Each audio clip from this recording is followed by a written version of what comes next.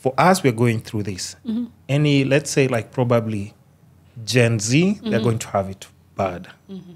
Bad, because like some of the small things that maybe I think as we got to experience, for them it's completely different. Because for us, like even, I don't know if they even take each other to movies anymore.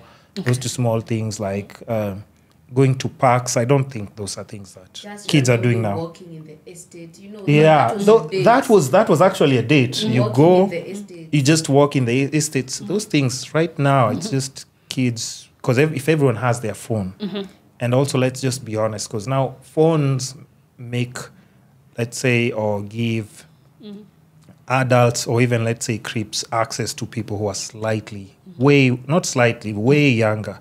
Because you'd find probably like a 12-year-old girl who's talking to someone who's like 25, 30.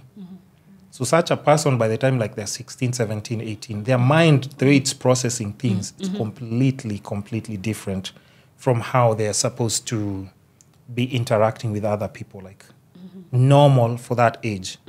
But now, like where we're going, that's just going to be a normal thing. The future. Yeah. What does the future look like? Because, okay, you guys have kids. What's the appropriate age of having or giving a kid a phone?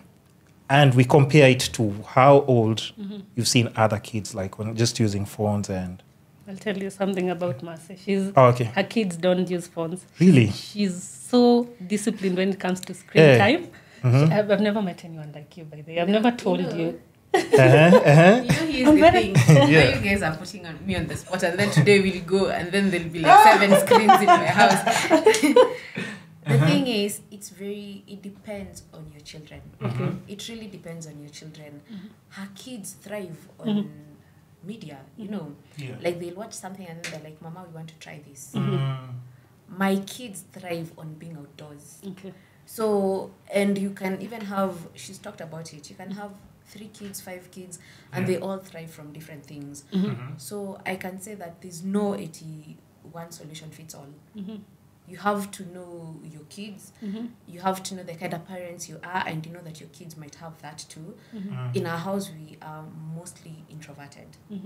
So because we know our kids are also for them, is kind it of by introverted. choice? Is it by choice? It's because Mommy has said, if I see you with random people. No, I'm introverted, their dad is introverted. And we see that in them. So we are like, okay, let's expose them to more social things, because their first instinct is to be by themselves.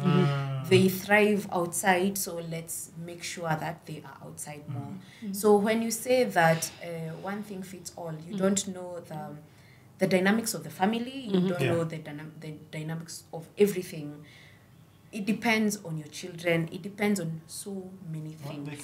They can be introverted and have phones. They'll never talk to you. They'll never ever talk. When my kids have screens, you'll try. The house would be burning. Or they switch off completely. Their attention is. So they won't be playing with you. They'll be. But I want to interact with them because they're really young. They're really young, and in very few years they won't even want to interact with me because they have their own lives. So it depends on your dynamics. It depends on the family. There are people where going outside is not the safest. Neighborhoods, especially the neighborhoods. There is no place to play. There are so many things. So I can't be here and be like, no, all your kids should be outside. You don't have an outside that's safe. What am I saying? I don't know how your dynamics are. So it depends on the family dynamics. I think the problem that I'd say we'd have with the future generation is that parents are replacing family time with screen time. Whereby if my kid came here today and said, Mom, I want, like they're asking, you know, kids won't come and say, Mom, I want your attention. They'll come and be like, Mommy, anak chocolate. So you'd be like, fanya hivi, chukua hii simu, chukua hii simu, go outside there and play. So that is the problem. Really People messing up now. Now you're replacing that connection that you have with you, that your child is asking for from you. You're replacing it with screen time. That I'd say is the problem. And I think that's why, and this is just like my example. That's why I believe in just focusing on your finances when you're slightly young so that you don't have to work extremely much when you're having a family. But that's just like probably my concept because it'll give you more time to be with your kids. Like the way you've said, because I think kids, once I think now when they're 10 or probably 10 years, you probably now they're just spending more time with their friends, school. And in fact, it starts after at 6 years. Is it Psychosocial development. At what age do kids start? Is it 6? Like detaching a bit from the parents? parents. Should be around 6, 7. Around 6, 7. Yeah. Grade 1. Is it So you grade just 1? actually true. That's why I say the first 5 years are the most important. Yeah. If you miss that, you've it. missed a very huge part of your kid's life. Oh, okay. I think also there's another dimension Mhm. to look at it from. Like you're saying, Gen Z might turn out way worse than we did. Yeah.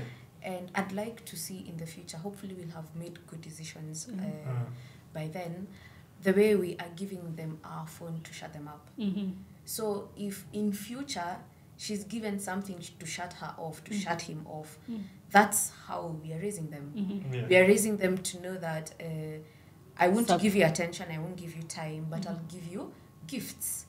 So now in future, even if their love language was not gifts, they're just like me. As long as a man is buying me this, is doing this, because that's how we are doing. Yeah. So I'm hoping by then we'd have made better decisions, because we can't solve everything with gifts. And then when this person is 18, we are angry that they were given an apartment and fell for the wrong person because they were given an apartment. Yeah.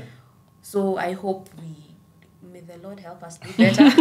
Yeah, because it gets to a point where you're like, you know what, this is just supposed to be faith. Because look at how things are moving fast.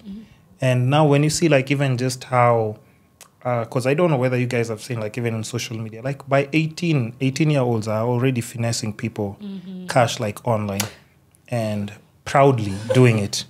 And then, we had this conversation with you yesterday where we were saying that there are mothers who actually send their daughters go sleep with that man. That's actually a thing. That's a thing. Yeah. So it's not 18. Like the conversation we were having involved like a 12-year-old. Where we were like, wait, her mom is okay with that. Grandma to give you this, and she can see it's not for family needs. It's for wants.